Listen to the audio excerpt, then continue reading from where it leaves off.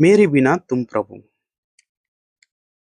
यह शीर्षक है कविता का। इसके रचनाकार हैं रेनर मारिया रिल्के। यह कविता बिहार बोर्ड के 10वीं क्लास के हिंदी के पाठ्य पुस्तक में वर्णित है, जिसका जीवन परिचय हम लोग पिछले क्लास में कर चुके हैं।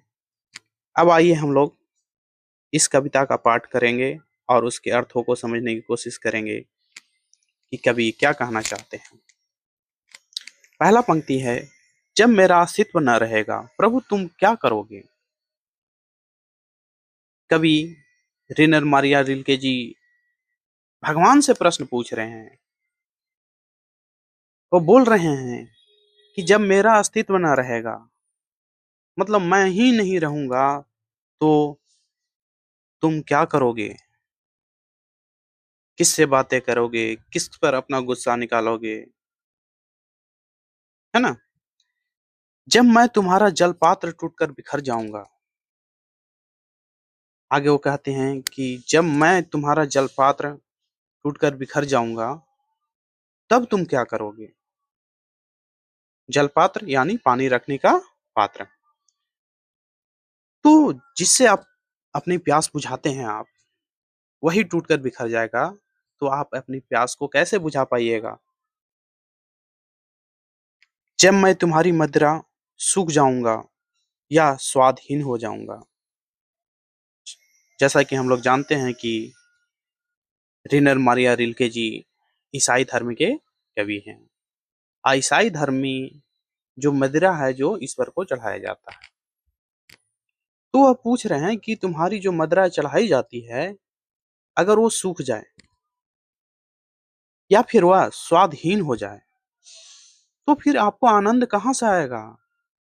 जो आप पिएंगे तो रहेगा ही नहीं। अगर पी भी रहे हैं तो वह स्वाद ही नहीं रहेगा।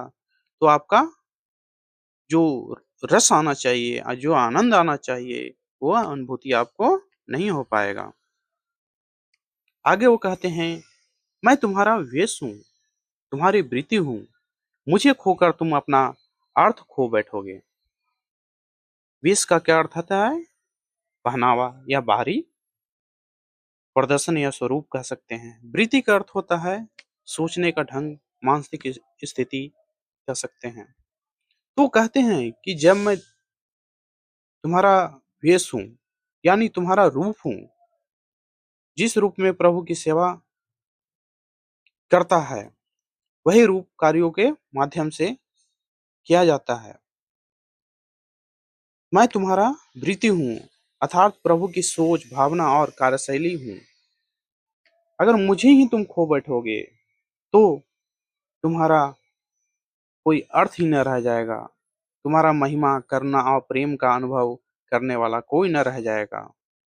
बिना भक्त के भगवान अधूरे रह जाएंगे। आगे वो कहते हैं, मेरे बिना तुम गृहहीन निर्वासित हो गए, स्वागत विहीन हो गए। क्या कह रहे हैं कि मैं अगर न रहूं तो तुम्हारा घर भी न रहेगा। मेरे ही घर में तो आपकी पूजा होती है, हम ही हैं जो पूजा करते हैं। तो मैं ही नहीं रहूंगा तो मेरा घर भी नहीं रहेगा, और मेरा घर नहीं रहेगा मतलब आपका घर नहीं रहेगा। तो आपका घर नहीं रहेगा तो आप निर्वासित हो जाओगे, मतलब आपको निकाल दिया जाएगा। आप स्वागत विहीन हो जाओगे, मतलब आपको स्वागत करने वाला भी कोई न रह जाएगा। आगे कहते हैं, मैं तुम्हारी पादुका हूँ, मेरे बिना तुम्हारे चरणों में छाले पड़ जाएंगे, वे भटकेंगे लहूलुहान। वे कहते हैं कि मैं तुम्हारी पादुका हूँ। पादुका का अर्थ होता है जो जूता या चप्पल हम लोग पहनते हैं, उसको बोला गया है पादुका। तो कवि कहते हैं कि मैं जो हूँ आपका पादुका हूँ, आपका चप्पल हूँ। अगर चप्पल ही नहीं रहेगा, आप जंगल जंगल भटकते हैं, इधर उधर निकलते हैं, निकल जाते हैं, तो बिना चप्पल के आपके पैरों में क्या पड़ जाएंगे, छाले पड़ जाएंगे, और छाले पड़ के वो लहूलुहान हो जाएंगे। तुम्हारा शानदार लवादा गिर जाएगा। लवादा का अर्थ होता है लंबा और शानदार वस्त्र को बोला गया है, जो भगवान और राजा महाराजा जैसे पहनते थे उस तरह की। तो कह रहे हैं कवि कि तुम्हारा शानदार जो कपड़ा है, जो जिसमें आप इतना खूबसूरत, बढ़िया, आकर्षक लगते हो, वह गिर जाएगा। तुम्हारी कृपा दृष्टि जो कभी मेरे कपोलों की नर्म सैया पर विश्राम करती थी, निराश होकर वह सूख जाएगी, जो उसे देता था। मतलब कवि कहना चाहते हैं, कपोलों का अर्थ होता है गाल। तो कवि कह रहे हैं कि तुम्हारी कृपा दृष्टि से जो मेरे कपोलों पर, जो मेरे गालों पर जो खुशी दिखती थी, जो नर्म गालों पर विश्राम करती थी, खुशी जो दिखती थी, मतलब जो विश्राम करती थी, वह निराश होकर सूख जाएगी, जो मैं आपको अनुभूति करवाता था। तो यह रहा हमारा आज का कविता। Thank you.